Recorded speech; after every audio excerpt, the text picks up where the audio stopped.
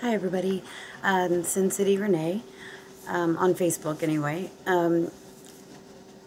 I had a couple things that I wanted to talk about, and they kind of got bumped out of the way with some other stuff that came up that's kind of important to me.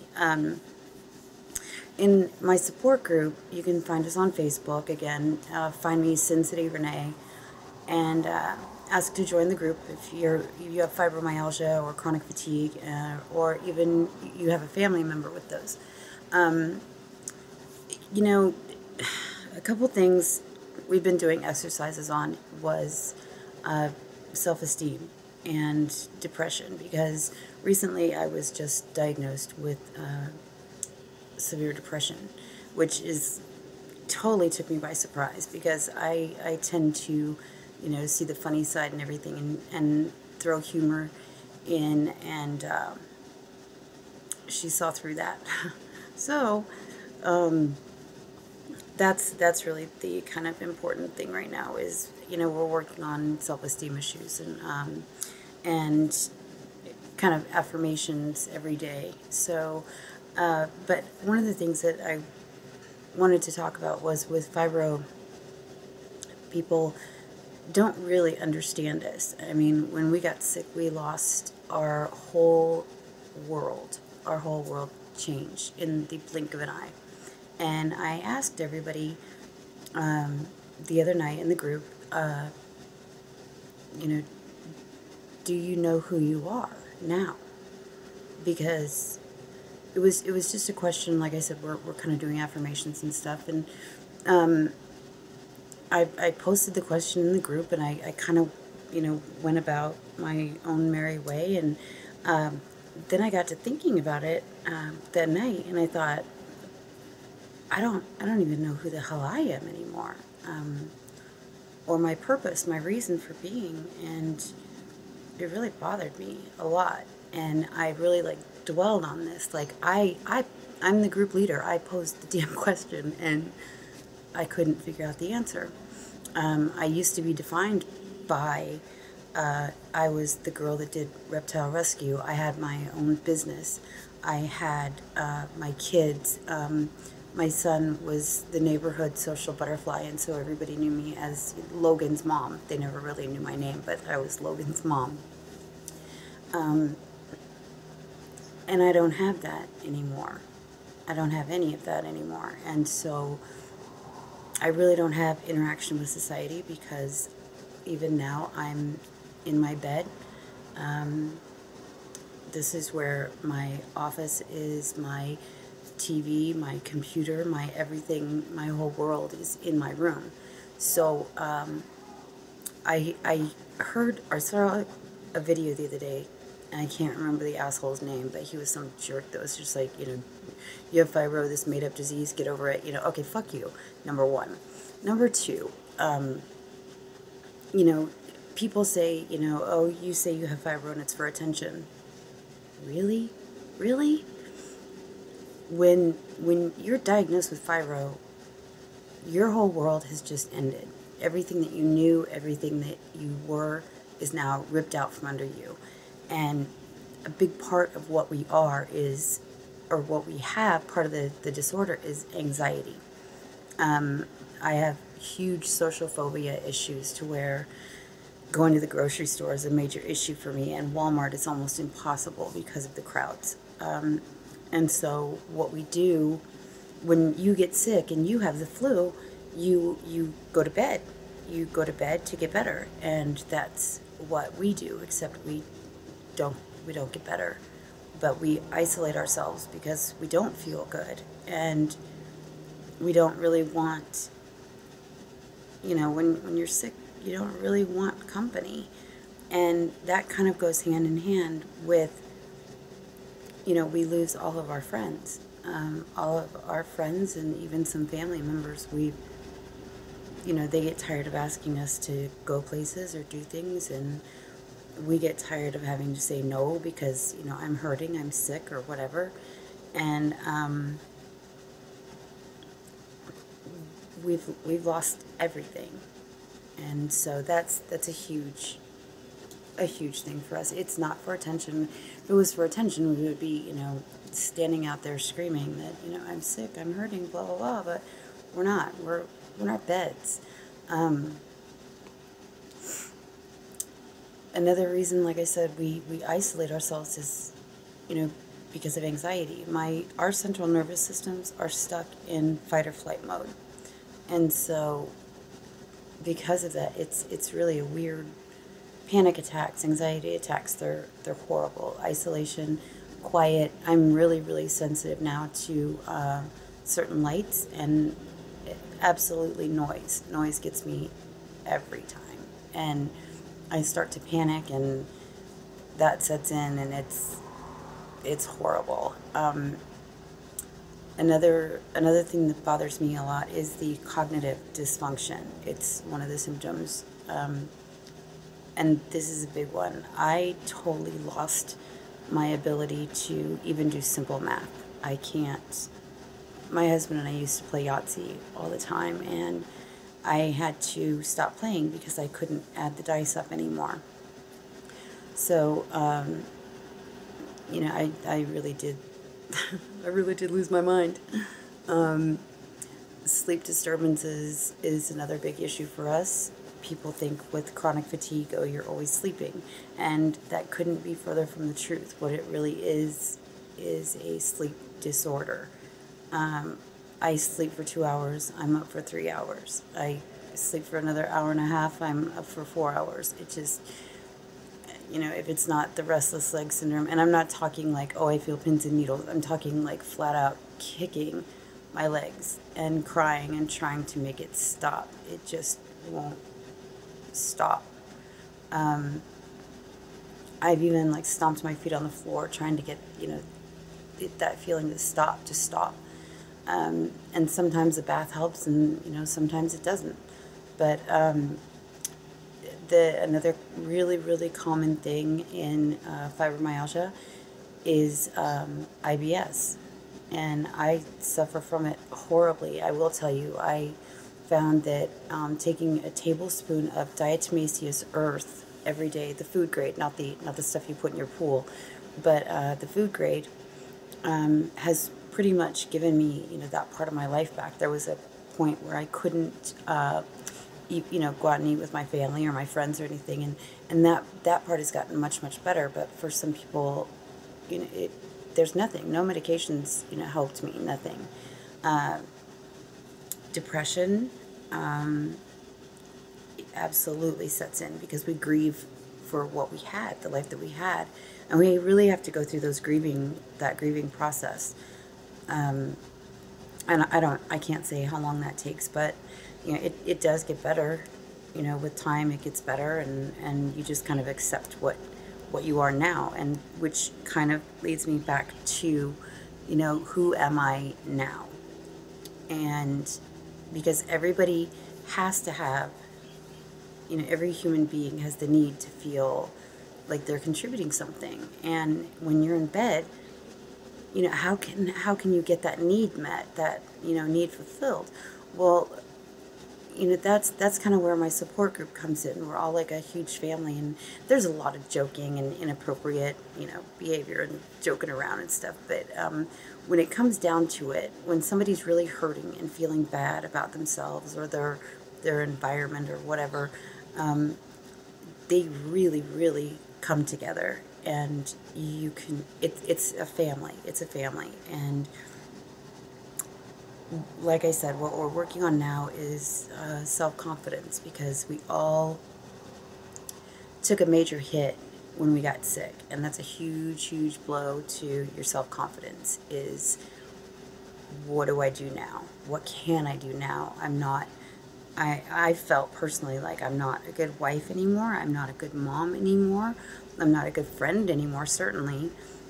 I'm laid up in bed all the time, every single day. I'm horrible about this. Do I look sick? No. The one thing that I can still do is my makeup. And so I have my whole makeup tray, and I lay in bed and I do my makeup. And that way, when I you know, walk to the bathroom or, you know, walk through the house to get a cup of coffee or something, if I catch a glimpse of myself in the mirror, I don't feel quite so bad. I have to have my makeup on, and maybe it's a mask. Maybe I would feel better like this. I don't know, but it's who I am. It's what I have to do. Another huge thing for me is and I'm sure my group too, is the uncertainty of it all. We never know when we're going to have a good day or a bad day. I pretty much know that every day is going to be, I'm going to have pain. But am I going to be too exhausted to go to the grocery store? Am I going to be in so much pain that I have to crawl to the bathroom? I never know. I never know. And so plans get canceled, and things that I really want to do with my friends, I can't do. Everything is uncertain now. And again, that's a human need to have that certainty in your life, and that's gone. That's gone. So that leads to, you know, frustration, and it's frustrating because I'm unable to have goals anymore. I don't have any like goals that I can achieve from my bed, and I used to be very goal oriented. So again, that's the uncertainty factor of it all, and most people really mean well when they say, you know, oh, but you look so good, you don't look sick. And, you know, well, everybody wants to look their best. You know, everybody wants to put that best foot forward. So, oh, another one I heard, like, all the time when I was absolutely face down, dick in the dirt, was, it's all in your head. If you would just exercise and get out of the house, you would feel so much better. Really? No. If I get out of the house, I'm going to drop somewhere because I'm absolutely, totally bone deep exhausted, and you're going to end up carrying me home on a bad day. I get so exhausted to the point that I dry heave. I start vomiting. I'm sick tired. Being called a drug seeker, that is really painful. Really painful. You know, maybe you should just try harder. Try harder in what? I'm trying as hard as, you know, as I can just to get through the day without taking the razor blade to my wrist. Do you understand? I try my hardest every single day just to live. And to keep sane thoughts in my head. To keep irrational thoughts at bay. Because it would be so easy to end it all and not have any pain and not have to deal with the people that say I'm faking it or whatever. And I even had someone tell me, oh my God, if I was as sick as you and as much pain as you, I would just kill myself. Thanks. The thought has crossed my mind more than you know. And that's where my support group comes in. When that thought comes to mind, we talk, and somebody is always, always there. I'm exhausted. I'm bitter about having to defend myself to these assholes who don't understand an invisible illness. And I made up my mind, though, I guess when I was doing these exercises with my support group, that I'm not a helpless victim. I'm not just a patient, and I'm a person. And even though I'm in bed, I'm accomplishing more than a lot of healthy people I know. And because I'm trying my hardest, I am absolutely giving it my all to get out there, and with my support group, by writing the book, by being there for other people, by taking calls in the middle of the night from somebody who, like me, wants to put that razor blade to their wrist. So I have goals. I still have dreams. I'm not just a fibromyalgia patient. I'm a person. We all have goals, we all have dreams. When those were ripped out from under our feet, you know, it was a hard blow. You know, I know I'm kind of repeating myself because I'm kind of suffering from the fibro fog a little bit today, but let me tell you this, emotions are contagious. And if you feel like shit and you come into the group and start, you know, poor me, this or that, everybody has those days that has a chronic illness. Everybody feels like poor me sometimes. I do. I am just like you. I'm exactly like you. My grandpa used to tell us, you know, everybody puts their pants on one leg at a time. And it's absolutely true. I'm just like you. But emotions are contagious. And when somebody comes into the group like that, somebody else will crack a joke. And pretty soon, we're finding the silver lining. We're laughing. We're joking. And it's a really, really good feeling. And there are times when we don't want you to fix us. We don't need a mommy or a daddy. We don't need you to hold our hand. We just need to vent a little bit and have you validate that we really are sick. We really do have an illness. And it's hard. It's really hard. And give us credit where credit is due. You know, we don't want your pity. We want you to understand that on the days when we have to crawl to the bathroom, and I have those days, I don't want your look of pity. I don't want your help. I want you to acknowledge the fact that I'm having a bad day and let me heal. Just let me heal.